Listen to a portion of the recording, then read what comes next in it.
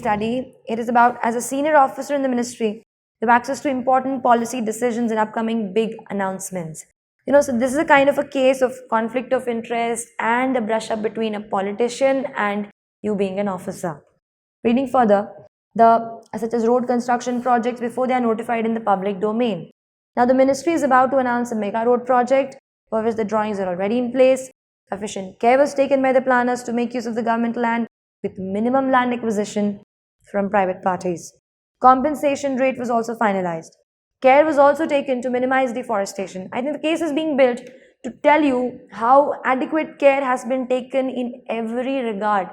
Environment ke context mein they have taken regard, compensation ke context mein they have taken regard, and planning also has been done very carefully.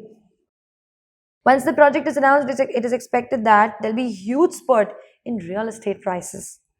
Meanwhile, the minister concerned, now here's the twist, here's the question. The minister concerned insists that you realign the road, note the word realign the road, in such a way that it comes close to his 20 acres of house. He also suggests that he would facilitate purchase of a big plot of land.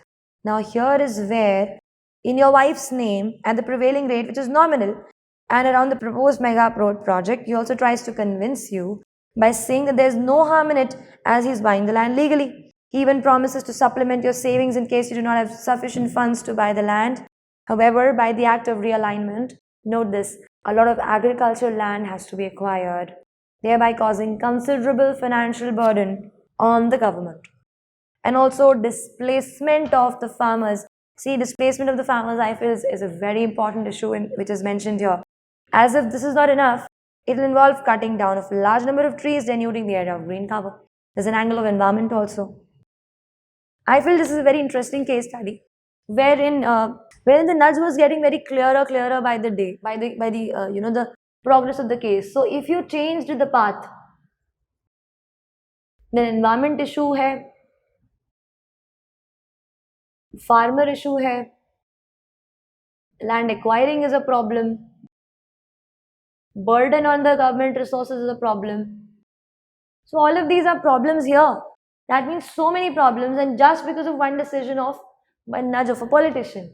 So I felt the case was really trying to push you to that direction, that how do you say no to that thing? And then I read further, faced with the situation, what will you do? Critically examine various conflicts of interest and explain what are your responsibilities as a public servant. Note the question. They haven't asked you, what will you do? We have got a question, critically examine various conflicts of interest. So these are the conflicts of interest that are listed down. That there's a conflict of environment, farmer acquiring the land, burden on government, and as if this was not enough, there is an ethical angle, because the minister is agreeing to provide you a kickback for realigning this. The minister is giving you a kind of a lollipop to actually attract you, that you will be getting some land in that project area. So ethically, it will come on your integrity. Integrity pe seedha it will impact. So I felt I just listed out these conflict of interests one by one. It's critically examine various conflicts of interest. So what I did in this answer, I first started by telling who I was, a senior officer in the ministry, having access to the mega construction projects and close interaction with the politician. That was me in that situation. Moving on, as the question suggests, I opened up various conflicts of interest that are prevailing in this answer. This opened up all these 1, 2, 3, 4, 5 conflicts of interest which are coming up, and explain. Another question here was not what I will do. The question is, explain what are your responsibilities as a public servant. So I felt that the UPSC was trying to tell us, that it is clear as day that you should not be realigning the land. You just have to tell us what are the responsibilities as a public servant. So that was the second part of the answer, the more interesting one. What is the responsibility of the public servant? Now in this I said the first responsibility is to maintain the ethical values, not getting lured by any bribe or any conflict of interest, but working wholeheartedly for the public interest, for the interest of the common people. That is what should be the priority for us as a responsibility. That's our responsibility as well. Moving on to other responsibilities, that since the planning has been already done,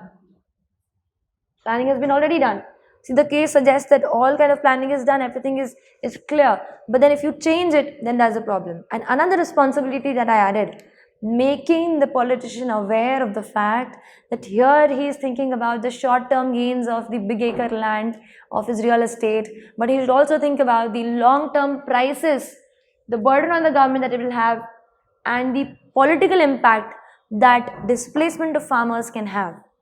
The political impact that the displacement of farmers can have. I also wrote as a responsibility, it's the responsibility of a public servant to make his political counterpart aware